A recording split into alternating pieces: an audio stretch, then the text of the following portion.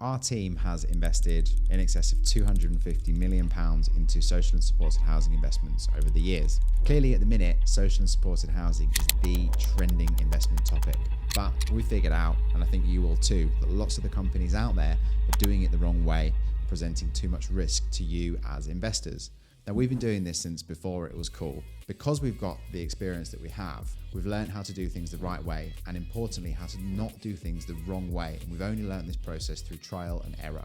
Today, I'm going to show you the few steps that you need to follow if you want to make social and supported housing your safest and possibly your best investment yet. The reason that social and supported housing is an ethically positive investment is because the UK has a chronic problem. We have a shortage of housing.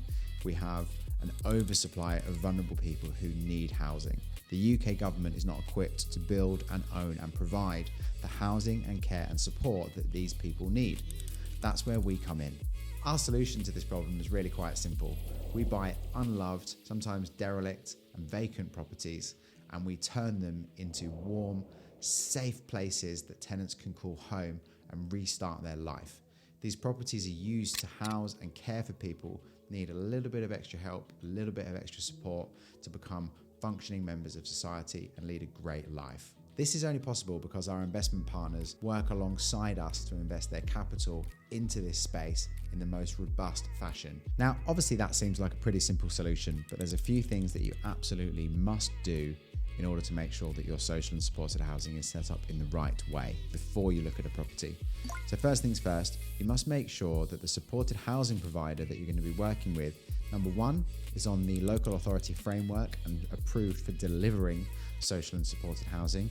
And number two, we like to make sure that we believe they're delivering their service in the right way and for the right reasons. We need to be able to measure and demonstrate that they are delivering a positive social impact and that their tenants are getting the care and support that they need. When it comes to properties, we need to make sure that they're approved. We need to make sure that they're approved on two levels. Number one, that the supported housing provider says that they're suitable for use for them. And number two, that the local authority agrees that it's suitable for use as supported housing. Now, when I'm doing this, I like to see this in writing. I want email confirmation or written confirmation from both the provider and the local authority that that property is agreed for its specified use as supported housing. When it comes to setting the rent, we've developed our own proprietary method for doing so. This is called fair market rent. Go into the local properties that are available in the market and we understand what the lowest rent will be, typically the local housing authority rent or slightly lower. And then we look at what the best all singing, all dancing stock is available on the market. That gives us a view of exactly what stock there is available if the local housing authority was to go somewhere else for the properties. Our job is to provide the best property in the area for somewhere within the range of the lowest to the highest rent. That way we deem that to be fair market rent because we're delivering a better quality product for less than the highest price on the market. When renovating the property, your view, my view, largely unimportant. What's key is that both the local housing authority and the housing provider have agreed the specification that you need to do that property to. This means the property will be fit for purpose. It means it will be delivering what is needed. It will be safe, warm, robust, and it should deliver a great place for people to call home. The goal with this as an investment is to deliver a product that the housing provider says, I am happy to take this off your hands and you've given it to me in a great condition. When the property has finished its renovation process, we have a handover process where we hand the property over to the supported housing provider. They come around the property with us and tick off room by room, item by item that they're happy with the condition we've given them the property in.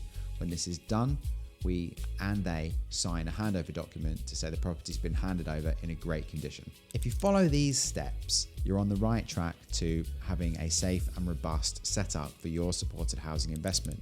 Now, I believe that investing in supported housing is the best blend of positive impact and positive investment returns. But I also know firsthand that it's incredibly difficult to do this well on your own without taking too much risk. That's why we work with investment partners who invest alongside us into this space. They then get access to our team and access to our systems that we've set up to make sure that not only are we doing this a safe way, not only are we delivering a positive social impact, but we're also accessing the best level of returns that we can in this marketplace.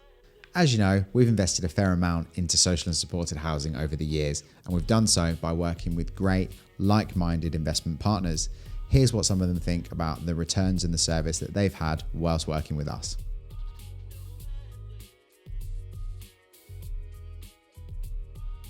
Now here's the bit that really matters. Yes, we make positive investment returns, but it's so important to remember that supported housing is a means to deliver a positive social impact. And what that really means is transforming people's lives and giving them the chance to lead a better life and escape from the situation that they're in. We're going to pause the video in just a second so you can read this for yourself. The guy you're about to see has gone from a really bad place to a great place, and he now works in supported housing, giving care and support to other people who were in his situation before. So when you're making your next supported housing investment, just remember this is what it's really, really all about.